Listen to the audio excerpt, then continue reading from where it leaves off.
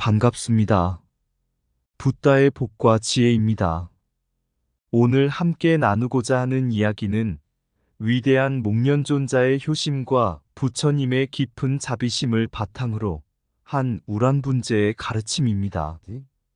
부처님의 진리는 우리에게 부모와 조상에 대한 깊은 존경과 은혜를 되새기게 하고 나아가 모든 생명에 대한 연민과 자애를 키워가게 합니다. 7월 보름에 펼쳐지는 우란분재는 단순한 의식이 아니라 우리 마음속 깊은 곳에서부터 우러나오는 효심과 자비를 실천하는 기회입니다. 오늘 함께하는 시간 동안 목련존자의 이야기를 통해 참된 공덕과 자비의 힘을 되새기고 청정한 계율과 올바른 수행의 가치를 다시금 마음에 새기는 시간이 되기를 바랍니다. 모두가 부처님의 가르침 속에서 행복과 평안을 찾으시기를 기원합니다. 자, 그럼 목련존자 어머니는 일겁 동안 받을 아귀고에서 벗어났다. 그 여정을 함께 해볼까요? 어느 날 목련존자는 수행 중에 문득 세상을 떠난 어머니의 모습이 떠올랐습니다. 마음이 애틋해져 어머니를 찾아보니 그녀는 아귀도의 고통 속에서 허덕이고 있었습니다. 배고픔과 갈증에 시달리며 괴로워하는 어머니를 보자 목련존자의 마음은 한없이 슬퍼졌습니다. 지극한 효심으로 어머니를 돕고자 목련존자는 부처님을 찾아가 도움을 청했습니다. 부처님께서는 목련존자의 간절한 마음을 헤아리시고 말씀하셨습니다. 목련아, 어머니를 구하고자 한다면 음력 7월 보름, 우란분재의 날에 온 마음을 다해 스님들께 공양을 올리고 그 공덕을 회향하라. 그리하면 어머니의 고통이 덜어지고 그 공덕은 무량하여 7세의 부모와 모든 조상에게도 미칠 것이다. 목련존자는 부처님의 말씀대로 우란분재를 준비하고 큰 정성으로 스님들께 공양을 올렸습니다.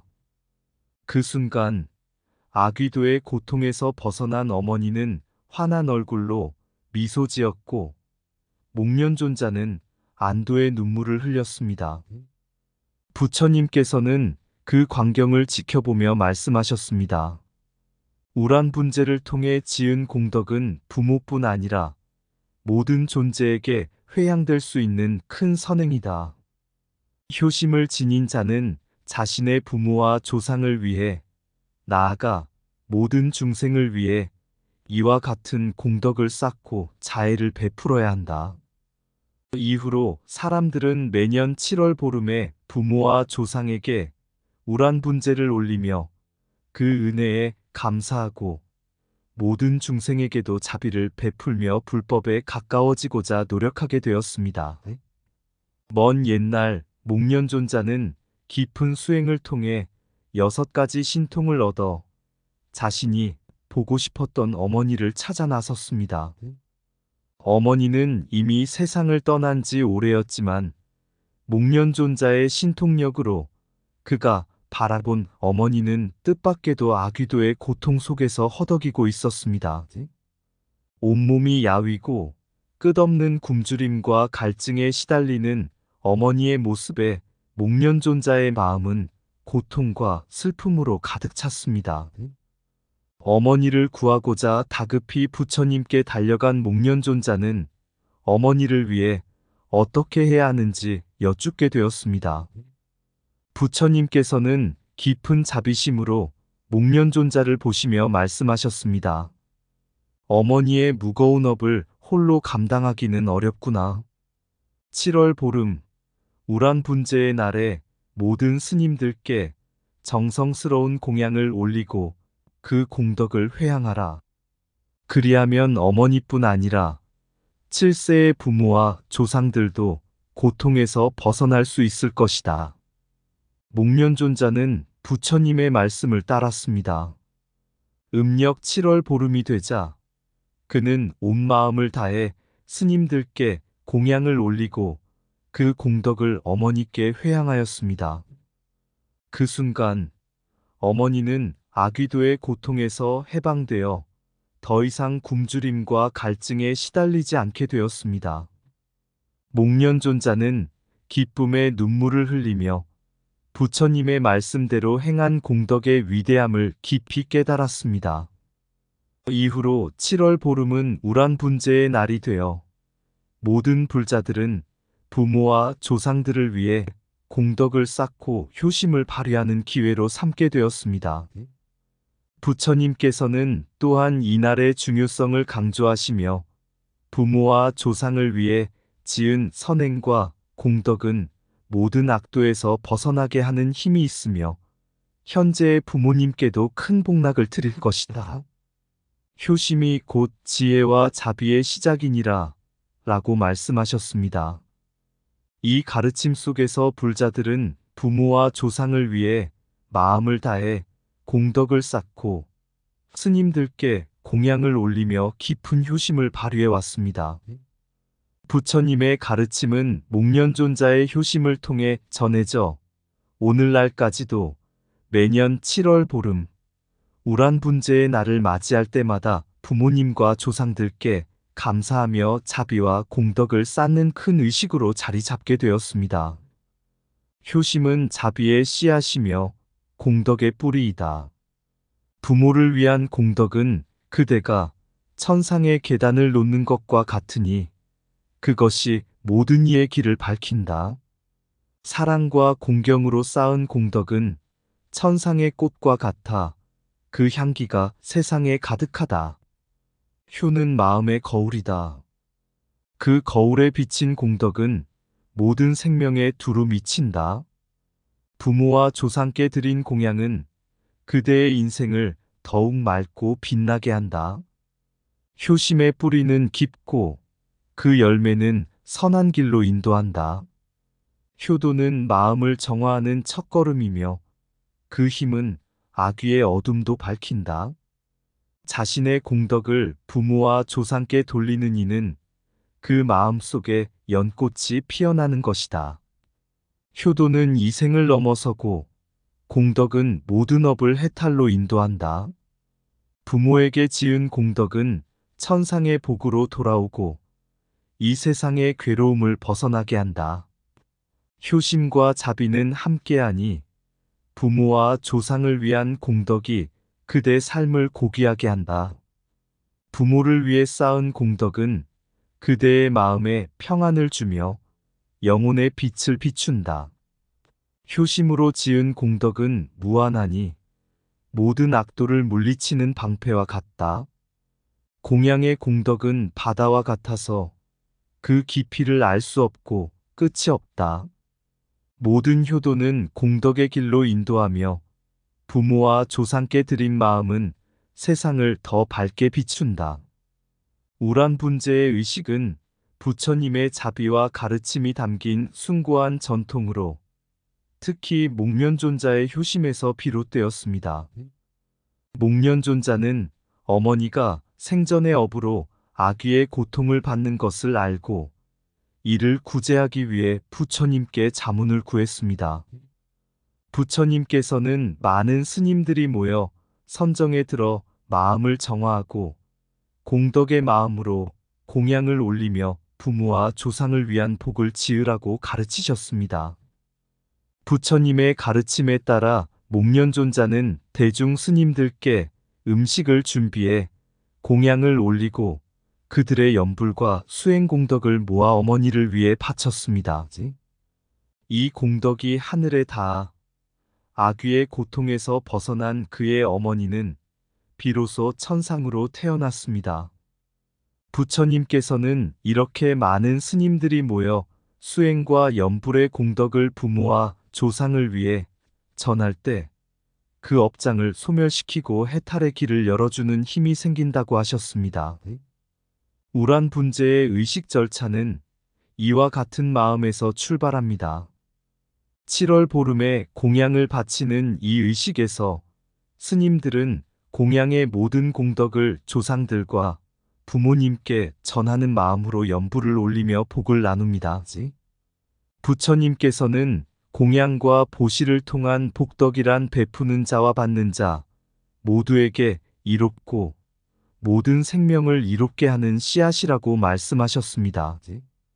부처님은 보시란 자신이 지닌 자비를 나누어 남을 위하고 그들을 해탈로 이끄는 길이라고 설하셨습니다.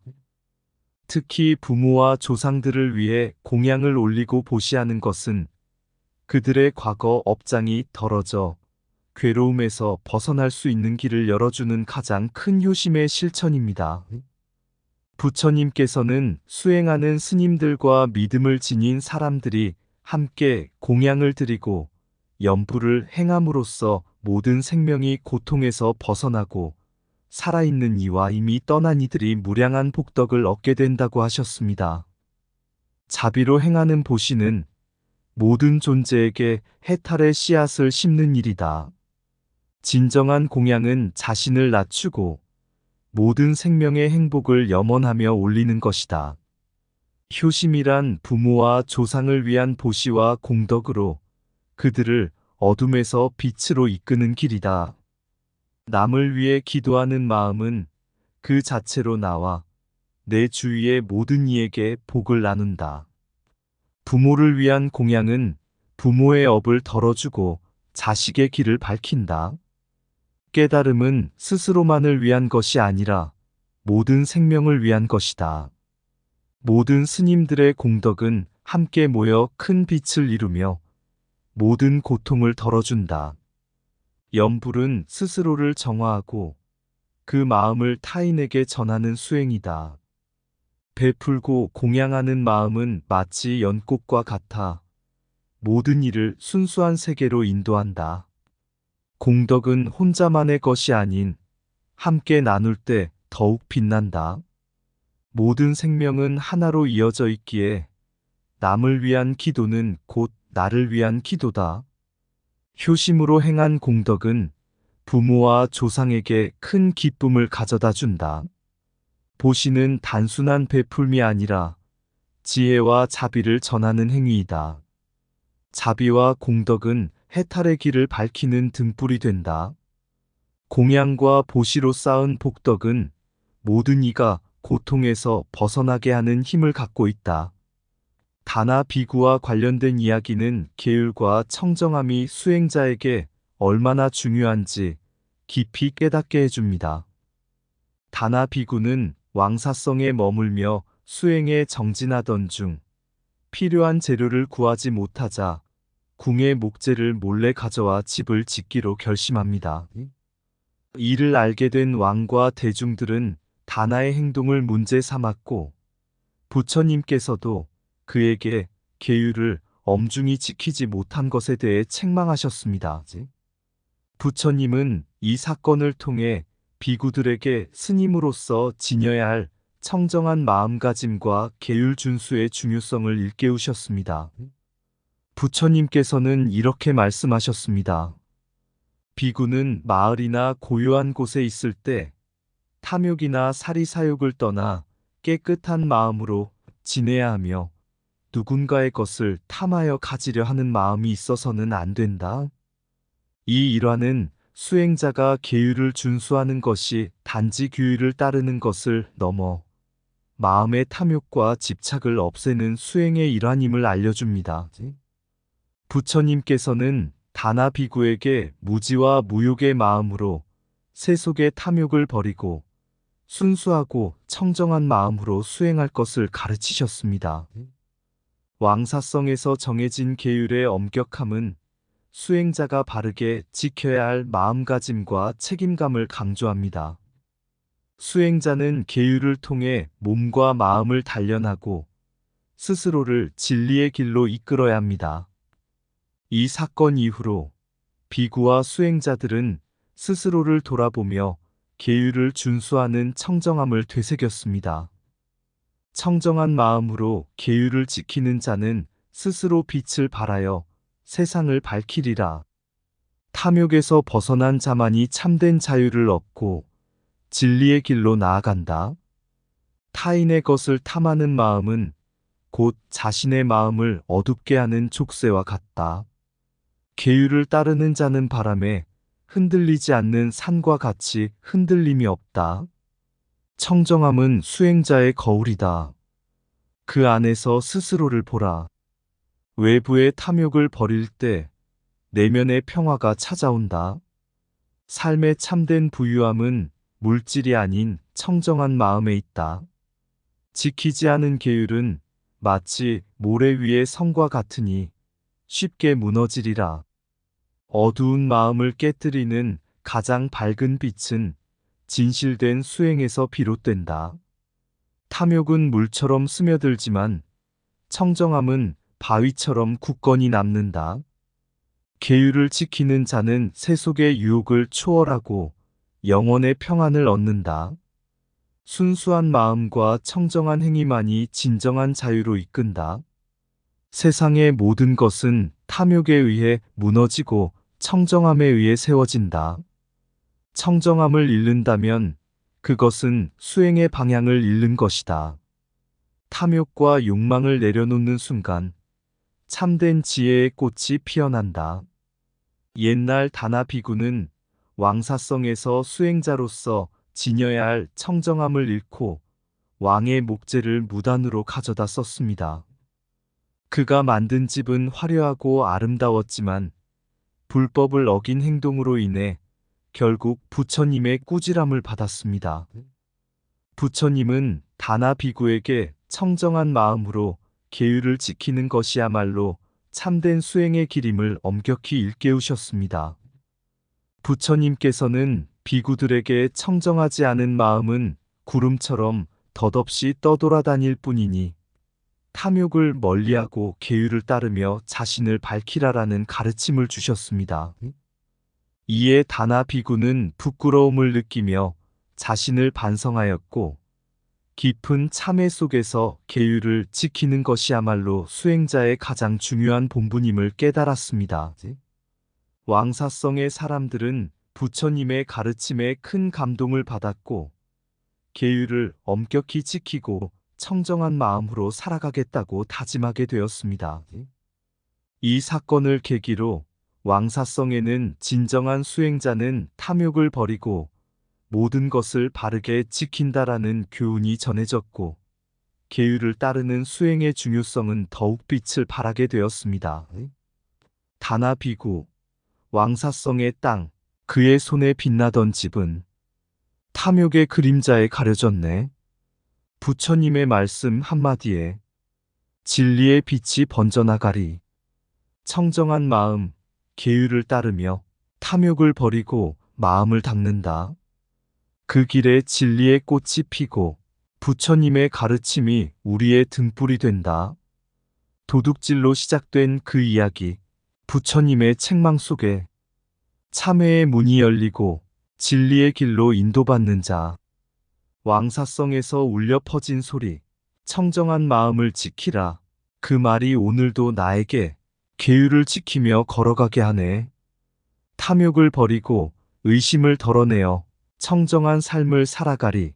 부처님의 가르침 안에서 내 마음도 빛을 발하리라. 진리의 길, 계율의 길, 그 길 위에 서서 우리는 다시 한번 깨닫는다. 진정한 자유는 마음의 정화에서 나온다. 이상 붓다의 복과 지혜였습니다. 오늘도 복지 구족한 날 되세요. 구독과 좋아요는 붓다의 복과 지혜를 밝히는 큰 자비의 등불이 됩니다.